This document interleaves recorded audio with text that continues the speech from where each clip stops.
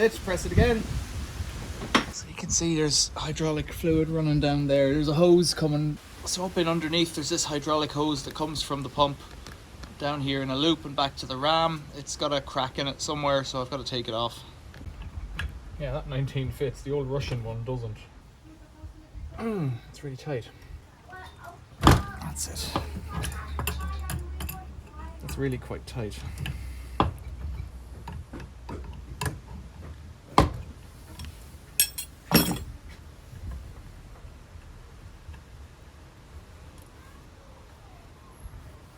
We'll leave that like that. We'll try and get the other end off. Okay, it's tightening. So it is loose now. There we go.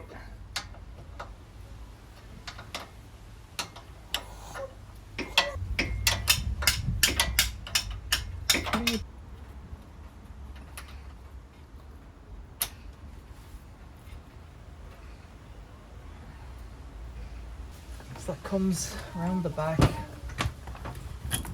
there, through here.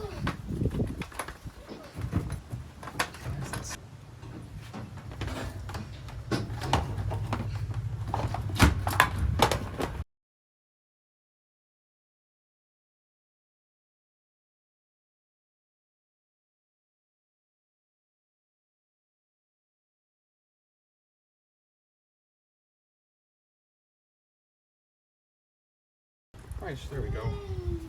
So here's what we got. We got some of this stuff, which is like a spiral protector. This is the new hose. Those are the fittings on the end. And the old. Actually, it's very, very similar.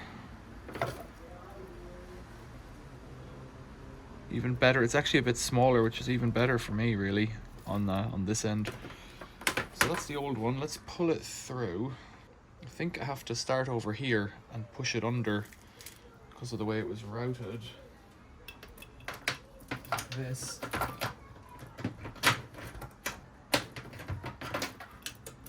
This comes to here, so I don't really know why I'm bothering with that. It came all the way up and around in a big curl. I'll start at the bottom. We'll have a look down there. So here's the protective stuff. You just wrap it around and it spirals on. Coming down this way, I think. Through here. This is where it gets a bit tight, I guess. Yeah, that's it. It's coming. Right. Knowing nothing about hydraulics, I'm just going to attach it up and pray. Pray for the best. It isn't a great position actually, because it does come in quite a tight bend there. This is steel braided hose rather than the stuff that was on it before. It was just like a fabric. It's not threading. Just like a fabric hose or a polyester, one of those things. Feels like it's going on, but it isn't going on. This would be so much easier if it was upside down.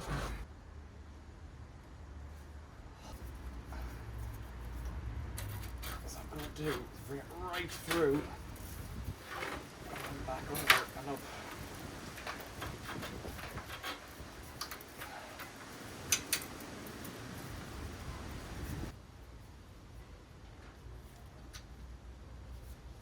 Can't tell if that's threaded or not.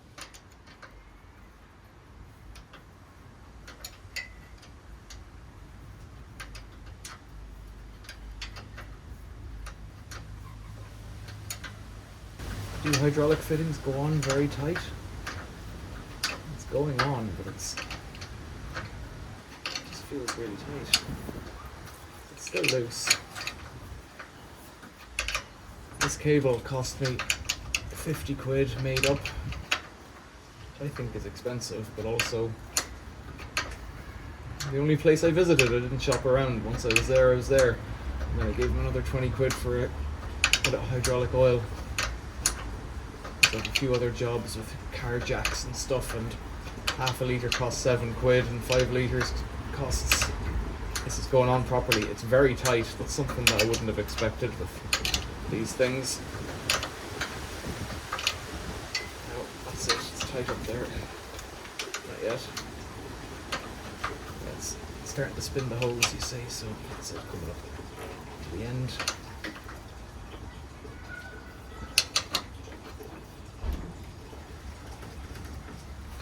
All of it, that. Yeah, that's it.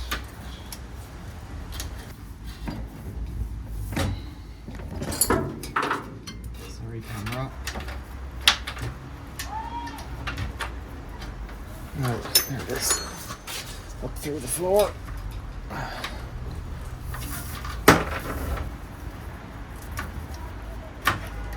So it comes back quite tight on itself. Like that.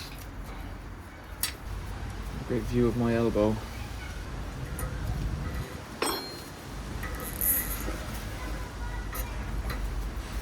Just leave it like that, I guess. We'll have a look at the top side now. That one took way too long. So it could be way shorter here. And so to do that, it made a huge loop around before.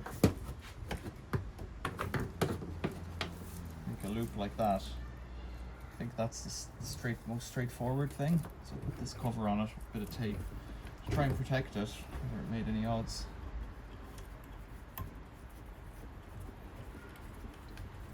So that goes on far more freely than the other side. 19 up here, I think it was 14 or 15 down below. Need to get that ratcheting open face spanner we were talking about in a different video.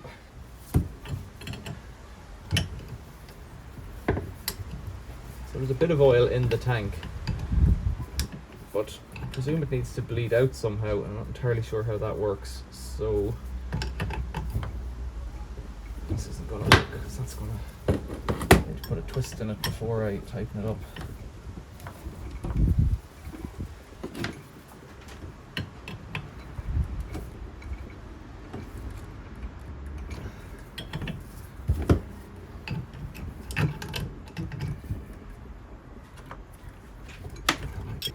There's no bleed valve on it or that, so that's a safety release valve there. If you screw that fellow, I guess I'll just raise it, see if it raises.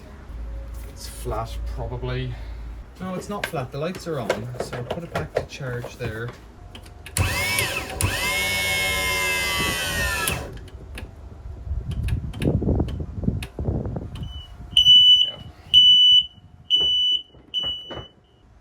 That's the noise it makes when the battery's flat, so it won't raise when the battery's flat.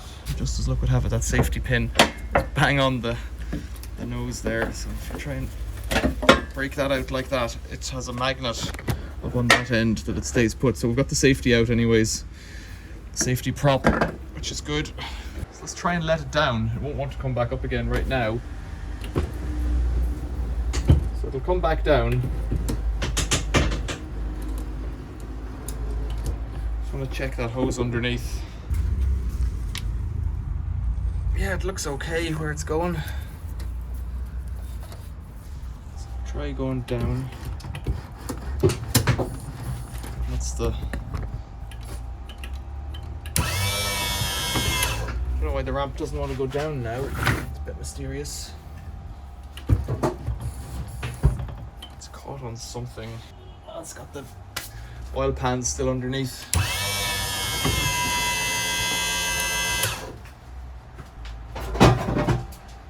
The oil pan from yesterday was still underneath. The oil pan from yesterday was still underneath. Sit there, okay, and then let's see if it works with me on it.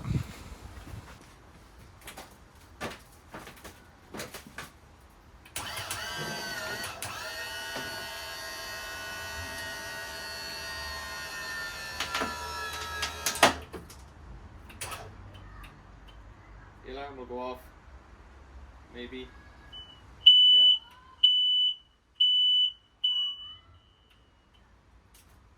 I'm stuck.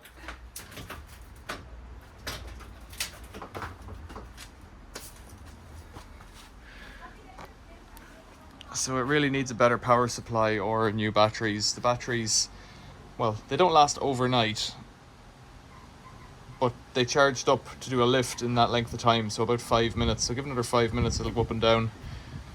It's fixed now, so I can put the cover back on. I think that's a success in replacing a hydraulic hose. I don't know if there's much more for me to say. I priced up those hoses yesterday on the internet, and the parts for these Pollock machines weren't cheap. but just taking it out and putting it back in, I haven't done any bleeding on it, and I always suspect there'll be an issue later if you don't bleed a system. But the reality is the bubbles have to come out somewhere, so it'll just mush around in the pump until it comes out, I guess. I'm quite happy with that though. That seems to have worked. This fellow here is a safety switch, so I think if you screw it enough, it'll pull this guy up. Let's just try that. Yeah, and then it's releasing it. It's coming down very slowly.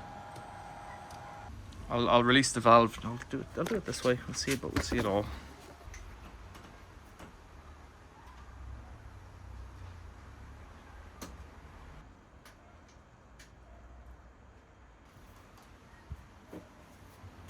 So hopefully you saw it coming down a bit there. It should have dropped over this side a bit.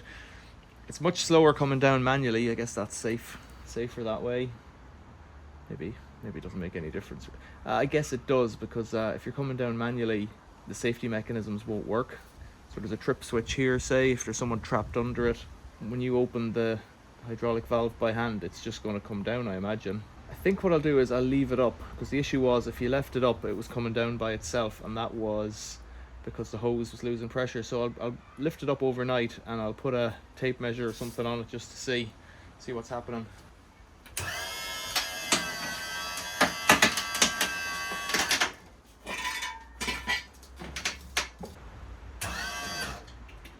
Yeah, I've tripped the end there. So the cable with these little bullets on it, that tells it when, against those micro switches, when to be up and stop. All very sensible. Right, I'm happy with that repair. I'm convinced that's okay. I'll take a tape measure and just check it against the ground and come back and measure it tomorrow. Although the reality is, if it isn't fully up, it's not fully up. In fact, I don't need to measure it at all. So I'll just leave it until tomorrow and see if it goes down at all. I'll probably leave it charging as well, and then I'll get the cover back on. I'm not sure what to do. I've got 3 remote switches. One here, well, 2 remotes and 1 up there, and ideally you just want one on the edge of the bench or somewhere over there halfway up, and so I can mount one halfway up. I can mount the other one that goes with the door. Actually, I've disconnected the door one. It's in there as well, probably. This door interlock, however, I need to puzzle out to remove. That's the door that would have been at the top side. I've got to remove that because it needs to sense somehow. Oh, look. Something's changed and it's coming down by itself.